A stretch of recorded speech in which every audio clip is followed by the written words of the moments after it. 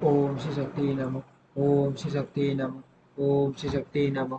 जम्बू मार्ग आदि तीर्थ नर्मदा नदी अमरकंटक पर्वत तथा कावेरी संघ की महिमा।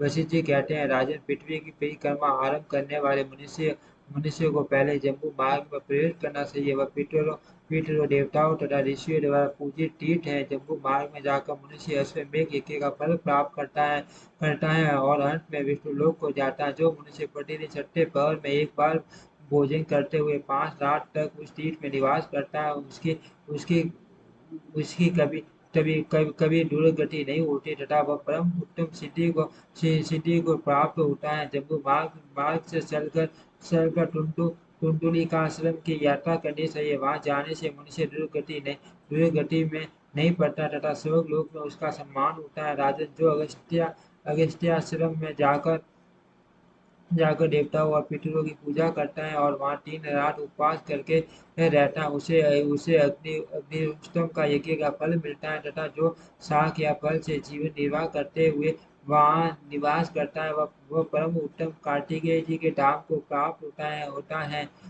है। राजाओं में श्रेष्ठ दिलीप लक्ष्मी जी से सेवित तथा समस्त लोगों द्वारा पूजित कन्याश्रम तीर्थ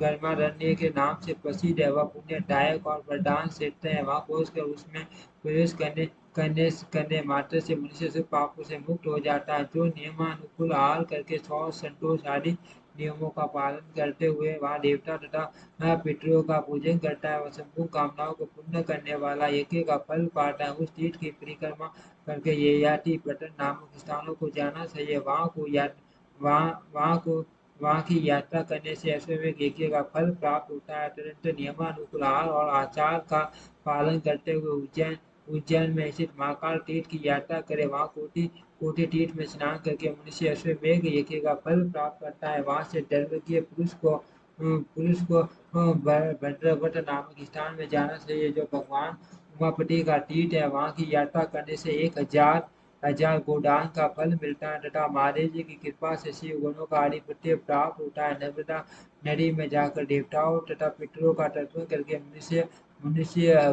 अग्निहोत्रम यज्ञ का फल पाता है। युधिष्ठिर बोले, दिव्य श्रेष्ठ नारद जी, मैं पुण्य नर्मदा का महात्म्य सुनना चाहता हूँ। नारद जी ने कहा, राजन, नर्मदा सब नदियों में श्रेष्ठ है। वह समस्त पापों का नाश करने वाली तथा स्थावर जगम संपूर्ण भूतों को ताड़ने वाली है। सरस्वती का जल 3 सप्ताह तक स्नान करने से यमुना का जल 1 सप्ताह तक गोता लगाने से और गंगा जी का जल स्पर्श के समय ही पवित्र करता है, किंतु नर्मदा का जल दर्शन मात्र से पवित्र कर देता है। नर्मदा तीनों लोकों में रमणीय तथा पावन नदी है।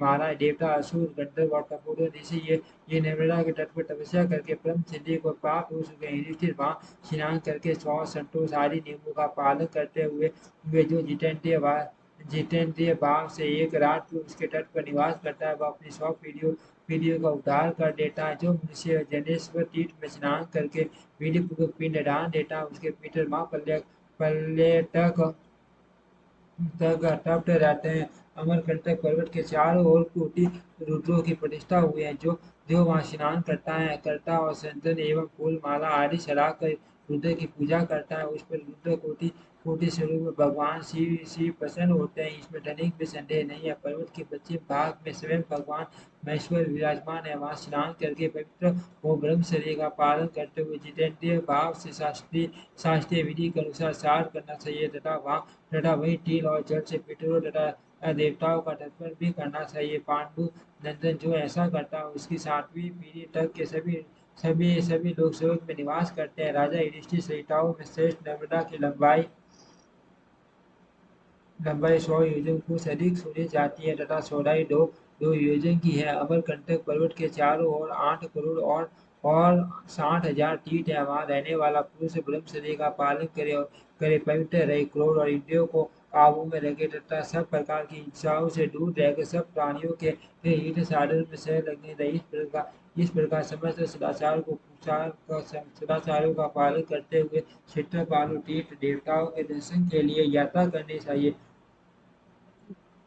नर्मदा के दक्षिण भाग में थोड़ी ही दूर पर एक कपिला नाम की बहुत बड़ी नदी है, जो अपने तट पर उगे हुए देवदार एवं अर्जुन के वृक्षों से आसादित रहती है। वह परम सौभाग्यवती पावन नदी तीनों लोकों में विख्यात है। युधिष्ठिर उसके तट पर 100 करोड़ अधिक तीर्थ हैं। कपिला के तीर पर जो वृक्ष काल चक्र के प्रभाव से गिर जाते हैं, वे भी नर्मदा के जल से संयुक्त होने पर परम गति को प्राप्त होते हैं। एक दूसरी भी नदी है जिसका नाम विशल्य करना है। उस शुभ नदी के किनारे मनुष्य में स्नान करने से मनुष्य तत्काल शल्य रहित शोकहीन हो जाता है। नर्मदा से मिली हुई इसी विशल्या नाम की नदी सब पापों का नाश करने वाली राजन, जो मनुष्य वहां स्नान करके ब्रह्मचर्य का पालन करते हुए जितेंद्रिय भाव से एक रात निवास करता है, वह अपनी 100 पीढ़ियों को टाल देता है। महाराज, जो उस तीर्थ में उपवास करता है, वह सब पापों से शुद्ध होकर इंद्रलोक को जाता है। नर्मदा में स्नान करके मनुष्य अश्वमेध यज्ञ का फल प्राप्त करता है।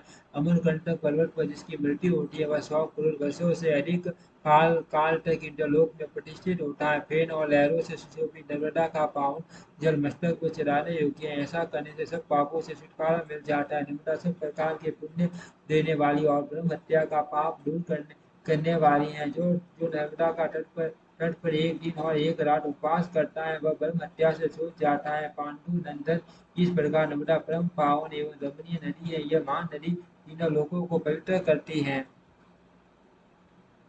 महाराज, अमरकंटक पर्वत से बहुत से पुण्य में है। जो संत गण तथा सूर्य ग्रहण के अवसर पर अमरकंटक की यात्रा करता है, उसके लिए मनीषी पुरुष उसमें मेघ से 10 गुना पुण्य बताते हैं। वहाँ महेश्वर का दर्शन करने से सर्व लोग की प्राप्ति होती है। जो लोग सूर्य ग्रहण के समय समुदाय के साथ अमरकंटक पर्वत की यात्रा करते हैं, उन्हें पुंडरीक यज्ञ का संपूर्ण फल प्राप्त होता है। उस पर्वत पर जवालेश्वर नामक महादेव हैं। वहाँ स्नान करके मनुष्य सर्वलोक को प्राप्त होते हैं तथा जिनकी जिनकी वहाँ मृत्यु होती है, वे पुनः जन्म मरण के बंधन में नहीं पड़ते। मनुष्य के हृदय में सकाम भाव यो या निष्काम व नर्मदा के शुभ जल में स्नान करके सब पापों से मुक्त हो जाता है और अंत में रुद्र लोक को जाता है। सूर्य कहते हैं, युधिष्ठिर आदि सब महात्मा पुरुषों ने नारद जी से पूछा, भगवान संपूर्ण लोगों के हित के उद्देश्य उद्देश्य तथा हम लोगों के ज्ञान एवं पुण्य की वृद्धि के लिए आप कृपा पूर्वक नर्मदा कावेरी संगम की यथार्थ महिमा का वर्णन कीजिए। नारद जी ने कहा, राजन, लोक विख्यात कावेरी नदी जहाँ नर्मदा में मिली है, उसी स्थान पर पहले कवि सत्य पराक्रमी कुबेर स्नान करके पवित्र हो तपस्या करते थे। उन्होंने 100 दिव्य वर्षों तक भारी तपस्या की। इससे प्रसन्न होकर महादेव जी ने उन्हें उत्तम वर प्रदान किया। वे बोले, बाण सत्वशाली यक्ष, आप इच्छा अनुसार वर मांगो, आपके मन में जो अभिष्ट कार्य हो उसे बताओ। कुबेर ने कहा, देवेश्वर, यदि आप संतुष्ट हैं और मुझे वर देना चाहते हैं, तो ऐसी कृपा कीजिए कि मैं सब यक्षों का स्वामी बनूं। कुबेर की बात सुनकर भगवान महेश्वर बहुत प्रसन्न हुए। वे एक वस्तु कहकर वही अंतर ध्यान हो गए। वर पाकर कुबेर यक्षपुरी अलकापुरी में गए। वहाँ श्रेष्ठ यक्षों ने उनका बड़ा सम्मान किया और उन्हें राजा के पद पर अभिषिक्त कर दिया। जहाँ कुबेर ने तपस्या की थी, वहाँ कावेरी संगम का जल सब पापों का